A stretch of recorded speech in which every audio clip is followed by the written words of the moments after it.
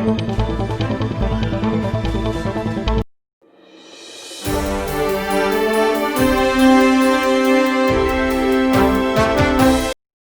ढेर जिन जूनागढ़ जलाया ये तो ही पुरमन साहबिन पारा सियासी मानन पारा समाजी मानन पारा इन करे पुरमन रैली एसपी साहब जे ऑफिस जे अॻियां कढी आयासीं त जे एसपी साहब खे खां घुर करे ऐं जेको नहकी सहाफ़ीअ ते एफआईआर कटी वई आहे वो असांखे चई करे वापसि करायूं ऐं माण्हूअ जी जान छॾायूं।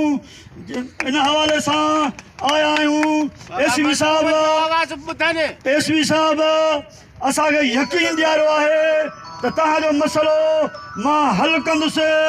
एसपी साहब मुंहिंजे उमिरि जो माण्हू आहीं, जेकॾहिं मसइलो हल कंदे त तव्हांखे असां इज़त निगाह सां ॾिसंदासीं, न कंदे त असीं जेल रेल कटे वेंदासीं। पर पोइ असांजे नज़र में जेको आहे झुकियो रहंदे। उन हवाले सां असां तव्हांखे हिकिड़े क़िस्म जो पंहिंजो ऑफिसर सम्झी दाह बि ॾियण आया आहियूं त असीं जेको माण्हू थोरो घणो रोड ते बीहे न बीहे ॾे फार माण्हू गोड़ में बिठा मुंहिंजे मथां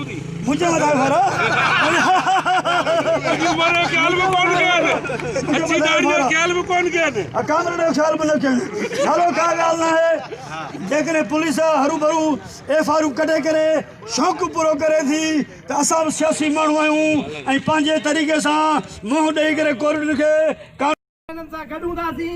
असां निज़ाम दीन गंभीर ते जेके बि हथ रांदू ठोकिया केस रखिया विया आहिनि उन्हनि वॾेरनि खे नकाब कयो वञे, उन्हनि वॾेरनि खे ॻोल्हियो वञे, बेनकाब कयो ऐं उन्हनि जा नाला खणो त उहे कहिड़ा माण्हू आहिनि जेके पुलिस खे एतिरो मजबूर करे हुन ते केस दाख़िल कयो आहे। छा निज़ाम दीन गंभीर को धाड़ेलो हुयो?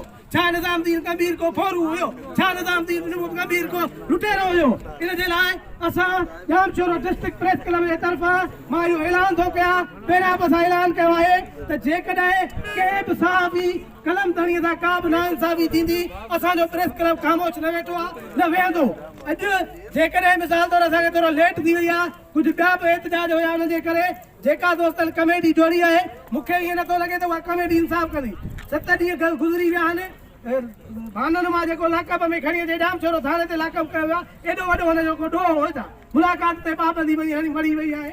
जेकॾहिं इहे एफआईआर दाख़िल थियनि थियूं, कंहिंखां पुछा कई वई आहे तव्हां एफआईआर दाख़िल कयूं आहिनि?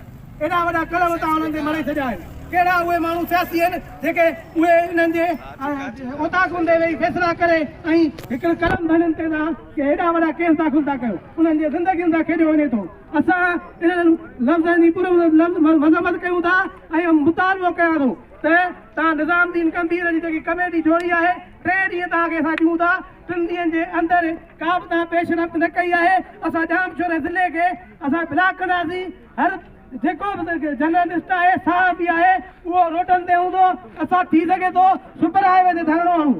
असां जेकॾहिं इख़लाक़नि एसपी साहब खे था ॾियण आहियूं, तव्हां इहो कहिड़ो दाद विराद कयो आहे?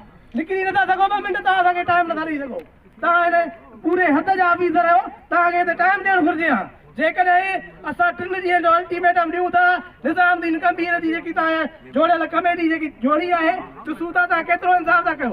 8 ॾींहं जेके गुज़री विया आहिनि उन सां कहिड़ो इंसाफ़ कयो अथव? जेकॾहिं असां 3 ॾींहंनि जे अंदरि असांखे का बि रिज़ल्ट न मिली त असां पूरे जामशोरे ज़िले में एहतजाजी तहरीक हलाईंदासीं। इहो असांजो ऐलान आहे। जेकॾहिं हे दोस्तनि एहतजाज कयो आहे, ठीकु आहे, हिननि जे लाइ बि इज़त आहे। असां 3 ॾींहंनि जो अल्टीमेटम ॾियूं था। कुरैशी साहब तव्हां असांखे इंसाफ़ ॾियो। हुननि था जेके जुड़तू जे कालम मरिया विया आहिनि त उहे ख़तमु करे केस ख़तमु कयो त असां तव्हांजा शुक्रगुज़ार रहंदासीं, न त ॿी सूरत में असांजो एहतजाज जारी रहंदो। वो पाकिस्तान सहाफ़ियों में होता है, उनको किसी जाल में हम नहीं फंसने देंगे। उसको फौरी तौर पे इस मामले की जो है जुडिशल इंक्वायरी का भी हम अदलिया से, एसएसपी मलिर से और डीआईजी और आईजी साहब से ये मुतालबा करते हैं कि इस मामले की फौरी तौर पे जुडिशल इंक्वायरी भी किया जाए। और यहाँ पे जो है इसमें अगर आपके पास इख्तियार है, आप करना चाहते हैं तो इस मामले की इंक्वायरी करके 457 में 169 में उसको रिलीज कर सकते हैं। लेकिन मुझे लगता है कि आप ऐसा करने वाले नहीं, क्योंकि आप हमें अदालतों और इनके चक्कर लगवाने के ख्वाहिशमंद लगते हैं। हम इस चीज़ को कभी किसी सूरत में बर्दाश्त नहीं करेंगे। और ये जो एसएचओ है वहाँ का, सेवन का उड़ान जुल्फकार उड़ान साहब, भाई सहाफियों के लिए आपने जो रास्ता इख्तियार किया है ये अच्छा नहीं है। ये जो ऐसी हरकतें हैं आपकी अच्छी हरकतें, ये हमें किसी सूरत काबिल कबूल नहीं है। एसएसपी साहब इस चीज़ का फौरी नोटिस लें और उनके लिए जो भी उनके खिलाफ कानूनी कार्रवाई उसको किया जाए। हमारी ये डिमांड है आज के प्लेटफॉर्म से, और हम ये कहते हैं एक दफ़ा फिर मैं जुडिशल इंक्वायरी की डिमांड करता हूँ, उसको फौरी तौर पे किया जाए।